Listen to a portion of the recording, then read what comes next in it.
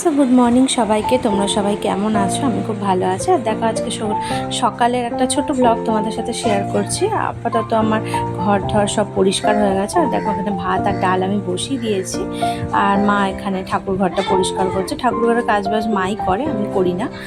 আর দেখো আজকে ব্লগটা তোমাদের সাথে শেয়ার করবো, আর তোমরা বললো কেমন লাগলো।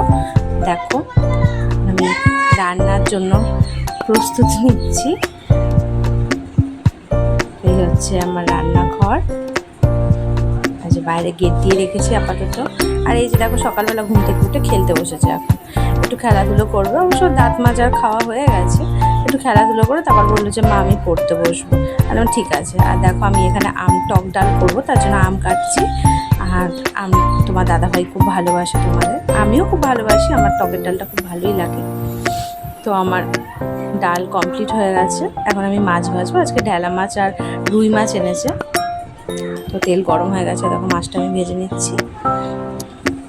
রান্নাটা তাড়াতাড়ি কমপ্লিট করতে হবে, কারণ তোমার দাদা খেয়ে দিয়ে টিফিন নিয়ে তারপরেই কাজে যাবে।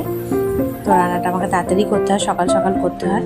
দেখো মাছটা আমার ফাটলো কি জোরে চোখের মধ্যে। যাই হোক, সেরকম একটা লাগেনি।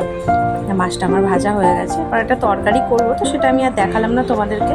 যে খাবার দিয়ে দিয়েছি আমি দাদাভাইকে, ও স্নান করতে গেছে, খেয়ে দিয়ে এখন রেডি হবে, তারপরে আসবে। আমার তরকারি হয়ে গেছে, যে মাছটা এখন ভাজছি। দেখো মাছ ভাজা কমপ্লিট হয়ে গেলে এবার তোমার দাদাভাই খাওয়া দাওয়া হয়ে গেছে, যে কাজে বেরিয়ে যাচ্ছে। এবার সারাদিনের নামে সেই রাত্রিবেলা আবার দেখা হবে আমাদের। তো এই যে চলে গেল, ছেলের গেট দিয়ে দিচ্ছে এখন। বললাম গেটটা দিয়ে রাখ, তো গেটটা দিয়ে দিল। দিয়ে দেখো দাঁড়িয়ে রয়েছে, যেই বলেছি আমি পড়তে বসতে হবে, আমি হাসছে দাঁড়িয়ে দাঁড়িয়ে।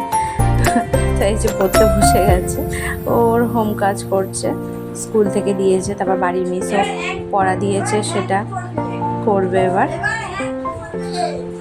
আর দেখো আমি একটা ডেটলের দেখো একটা ডিশ ওয়াশ কিনেছি। তো ডিশ ওয়াশটা দেখো আমি এটা খুব ভালো ইউজ করছি, ভীষণ ভালো এটা।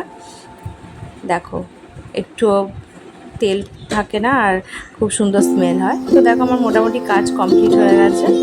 এই যে আমার ঘরে দেখো এই বুদ্ধটা দেখছো, এটা আমি নিজে হাতে রং করেছি। রংটা কেমন হয়ে গেছিলো, তো আমি বললাম ঠিক আছে, আমার কাছে রং আছে যখন আমি রং করে নিই। তো মোটামুটি কাজ আমার কমপ্লিট। তো এসে একটু ঘরে বসলাম। তো তোমাদের কেমন লাগলো ব্লগটা জানিও। টাটা।